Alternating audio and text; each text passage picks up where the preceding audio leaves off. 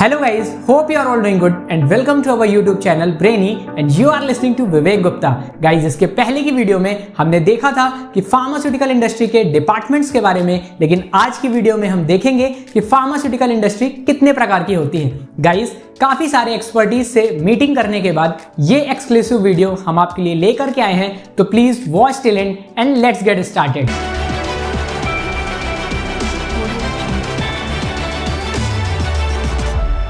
Guys मैंने pharmaceutical industry को 3 भागों में बांटा है। नंबर 1 पर आता है डेवलपर बेस्ड इंडस्ट्री, नंबर 2 पर आता है अप्रूवल बेस्ड इंडस्ट्री और नंबर 3 पर आता है प्रोडक्ट बेस्ड इंडस्ट्री। सबसे पहले जानते हैं कि डेवलपर बेस्ड इंडस्ट्री कौन सी होती हैं। गाइस डेवलपर का मतलब ये होता है कि कोई भी कंपनी मैन्युफैक्चरिंग या उसकी R&D से रिलेटेड, मतलब कि वो मैन्युफैक्चरिंग भी करती है और नई नई दवाइयों की खोज भी करती है। गाइस डेवलपर बेस्ड इंडस्ट्री के अंदर काफी सारी इंडस्ट्री आती हैं, जैसे कि ब्रांड डेवलपर हो गई, जेनेरिक कंपटीशन हो गई, R&D हो गई और अदर इंडस्ट्री भी आती हैं। अब बात करते हैं कि brand developer. Guys brand developer एक ऐसी इंडस्ट्री है जो कि आपकी API भी मैन्युफैक्चरिंग करती हैं, फार्मूलेशन भी मैन्युफैक्चरिंग करती हैं और CMO मतलब कि कॉन्ट्रैक्ट मैन्युफैक्चर ऑर्गेनाइजेशन मतलब कि थर्ड पार्टी मैन्युफैक्चर भी करती हैं। एग्जांपल है फाइजर एक ऐसी कंपनी है जो आपका API भी बनाती है, फार्मूलेशन भी बनाती है और थर्ड पार्टी मैन्युफैक्चर भी करती है। नंबर 2 पर आता है generic competition. Guys generic competition का मतलब ये है कि काफी सारी कंपनियां ब्रांडेड ड्रग्स बनाती हैं और ये कंपनियां उनका जेनेरिक बनाती हैं, जिससे उनका R&D में पैसा ज्यादा लगता नहीं है और उनकी कॉस्ट भी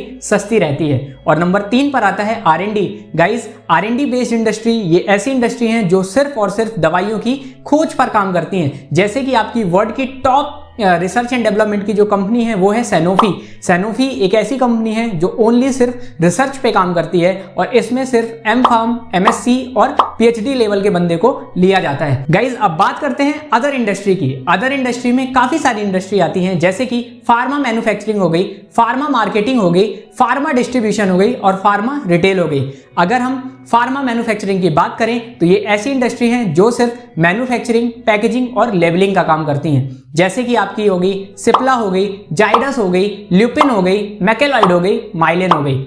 अब बात करते हैं कि फार्मास्यूटिकल मार्केटिंग की, तो ये ऐसी कंपनी होती हैं जो कि थर्ड पार्टी मैन्युफैक्चरर कराती हैं, मतलब कि मैन्युफैक्चरिंग कहीं और से कराएंगी और ये सिर्फ मार्केटिंग करती हैं, जैसे कि सिप्ला और मैनकाइंड। सिप्ला मैन्युफैक्चरिंग भी करती है लेकिन मार्केटेड बेस्ड कंपनी है, ये मार्केटिंग ज्यादा करती है, और मैनकाइंड तो ओवरऑल आपकी मार्केटिंग कंपनी है। अब नंबर 3 पर आता है फार्मा डिस्ट्रीब्यूशन। फार्मा डिस्ट्रीब्यूशन का मतलब होलसेल, कि आप किसी भी चीज की फ्रेंचाइजी ले लें या तो होलसेल मार्केट को देखें। और नंबर 4 पर आता है फार्मा रिटेल। फार्मा रिटेल मतलब कि आप समझ ही गए होंगे, जैसे कि ड्रगिस्ट हो गया या तो फिर आपका हॉस्पिटल फार्मेसी हो गई या तो रिटेल शॉप हो गई। ये थे आपके डेवलपर बेस्ड इंडस्ट्री। अब नंबर 2 पर आता है अप्रूवल बेस्ड इंडस्ट्री।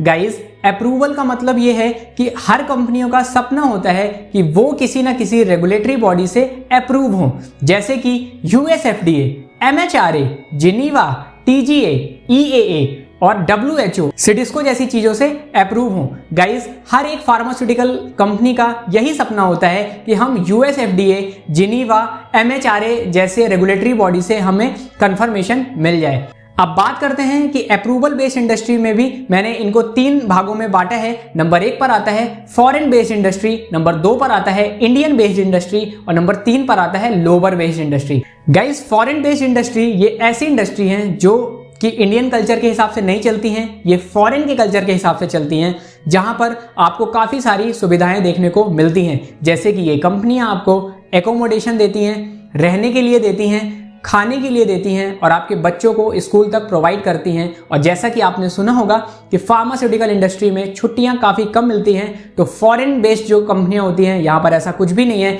यहाँ पर हर एक डिपार्टमेंट के लिए एक स्पेसिफिक बंदा रहता है और ये कंपनियां जैसे कि जॉनसन एंड जॉनसन हो गई, माइलेन हो गई, फाइजर हो गई, नोवार्टिस हो गई, रोचे हो गई, ऐसी कंपनियां फॉरेन बेस्ड पे आती हैं और इनका USFDA अप्रूवल पास होता है। अब बात करते हैं Indian based industry. Guys Indian based industry ये ऐसी इंडस्ट्री हैं जो प्रॉपर गाइडलाइंस को फॉलो करती हैं और इनका भी प्रोडक्ट इंडिया से बाहर जाता है, जैसे कि यूरोप हो गया, US हो गया, कनाडा हो गया, ऐसी जगह पर इनका भी प्रोडक्ट जाता है और यहाँ पर कल्चर अच्छा होता है, जैसे कि आपकी ल्यूपिन हो गई, आपकी जाइडस हो गई, आपकी ग्लेनमार्क हो गई, मैकेलॉयड हो गई, ये कंपनियां इंडियन बेस्ड इंडस्ट्री हैं। अब जो लास्ट में आता है लोअर बेस्ड इंडस्ट्री, गाइज ये इंडस्ट्री ऐसी होती हैं, चाहे आप खाना बना लो या तो दवाइयाँ बना लो, यहाँ पर कोई भी गाइडलाइंस का पालन नहीं किया जाता है, चाहे वो जीएमपी हो चाहे सीजीएमपी हो, इनका कोई भी पालन नहीं किया जाता है।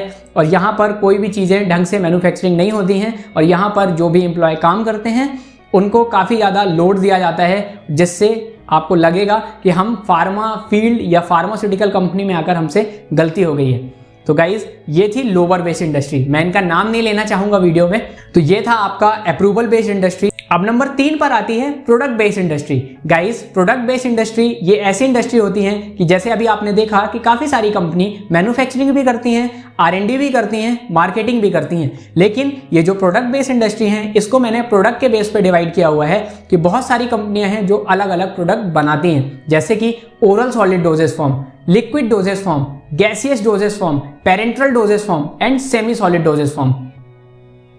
तो गाइस बहुत सारी कंपनियां हैं जो सिर्फ ओरल डोजेस फॉर्म में ही काम करती हैं, जहां पर टैबलेट, कैप्सूल, पाउडर, कैचेट्स ये सब मैन्युफैक्चरिंग होता है। अब आपका लिक्विड की अगर बात करें तो वहां पर सिरप हो गया, एलिक्सर हो गया, सस्पेंशन, सॉल्यूशन, इमल्शन, ये चीजें भी बनती हैं। और अब अगर सेमी सॉलिड की बात करें तो वहां पर जैसे कि ऑइंटमेंट हो गया, आपका सपोस्ट्रीज हो गया और आपका क्रीम भी मैन्युफैक्चरिंग होती है। और गैसियस की बात करें तो उसमें जैसे कि एरोसॉल हो गया या तो MDI, metre dose inhaler.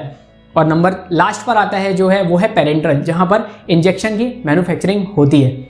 Guys ये थी टाइप ऑफ इंडस्ट्री। गाइज अगर ये वीडियो आपको हेल्पफुल लगा हो तो प्लीज़ फटाफट से लाइक कर दीजिए और अपने दोस्तों को भी शेयर करिए जो कि फार्मास्यूटिकल इंडस्ट्री में अपना करियर बनाना चाहते हैं, उनको भी टाइप ऑफ इंडस्ट्री जानने का मौका दीजिए। वैसे तो आप कमेंट करके भी बता सकते हैं कि हमारी टीम की मेहनत आपको कैसी लगी। और अगर आप हमारे यूट्यूब चैनल में पहली बार आए हैं और आपको ऐसे आगे चल के इन्फॉर्मेटिव वीडियो चाहिए जो कि आपको ग्रो करने में मदद करे, हमारे यूट्यूब चैनल ब्रेनी को भी सब्सक्राइब करें और बेल आइकन को प्रेस करना मत भूलिएगा ताकि आप कोई भी नोटिफिकेशन मिस ना कर सके। गाइज इस वीडियो में इतना ही, मिलते हैं अगली वीडियो में। Thanks for watching and wish you all the best. Thank you so much.